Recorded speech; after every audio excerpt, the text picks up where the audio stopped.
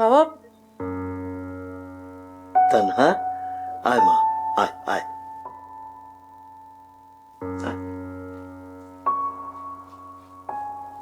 ডাকছিল নাকি? হরে মা, বলো কি কইবা? তোর পড়াশোনা কেমন চলতেছে? ভালোই তো। ভালো মানে কি? শুধু ভালো বললে তো হইব না, রেজাল্ট ভালো করতে হইব। তার রেজাল্ট কি ঠিকঠাক মতো আসতেছে? আসতেছে তো বাবা। বাবার এই অতি স্বাভাবিক আচরণ কেমন যেন অস্বাভাবিক লাগতেছে। আচ্ছা, বাবা কি কিছু জানে? আমার কি সন্দেহ করতেছে নাকি?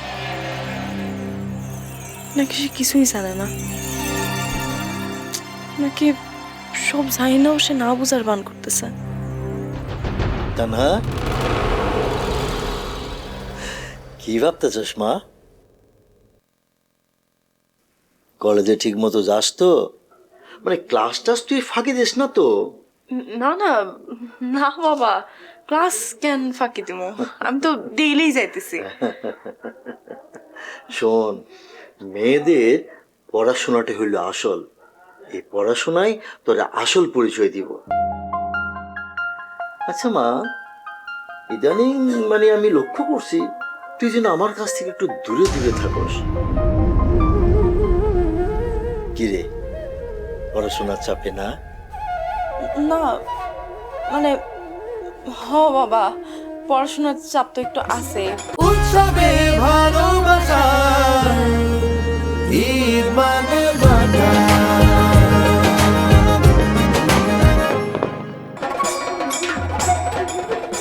আর এই যে তুমি ডাকলে আমি তো চলে আসলাম, তাই না? আর এমনি তো তুমি দেখি সারাক্ষণই মুখ গোমরা করে রাখো, তাই ভাবি হয়তো তুমি ব্যস্ত আছো। সময় মানুষে বদলায় দেয়। মানুষ একটা আশ্চর্য প্রাণী রে মা। আচ্ছা রে মা, তোর বাবার সারা জীবনের উপার্জনটা কি, এটা তুই করতে পারবি? বাবা, তোমার তো অনেক ধন সম্পদ আছে, টাকা পয়সা আছে, আর তার থেকে বড় কথা মানুষ তো তোমার অনেক রেসপেক্ট করে। তোর এই শেষ কথাটা হলো সবচেয়ে বেশি দামি, রেসপেক্ট। আমি আজীবন আমার সম্মানের পিছনে দৌড়াইছি। আমি আমার পরিবারের চেয়েও এই সম্মানকে অনেক বেশি দাম দিছি। আর তোরা হইছস আমার সেই সম্মান। তাই এই সম্মান রক্ষা করার দায় দায়িত্ব কিন্তু তোদের উপরে বর্তায়। আর এই কারণে তুই কার সাথে উঠা বসা করবি, কার সাথে চলবি ফিরবি, এগুলি খুব হিসাব করে চলতে হইব রে মা।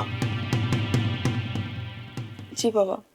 যা মা, যা গিয়া পড়তে বস। তোর অনেকটা সময় আমি নষ্ট করে দিলাম রে মা। শোন, বেশি রাত জাগিস না, যা। জি বাবা। বাবা কি তার মানে কিছুই জানে না, নাকি জানে? না জানলে মান সম্মানের কথা কইল কেন? কি রে মা? হ্যাঁ, যা গিয়া পড়তে বয়। আসি। হ, যা, মন দিয়া পড়িস।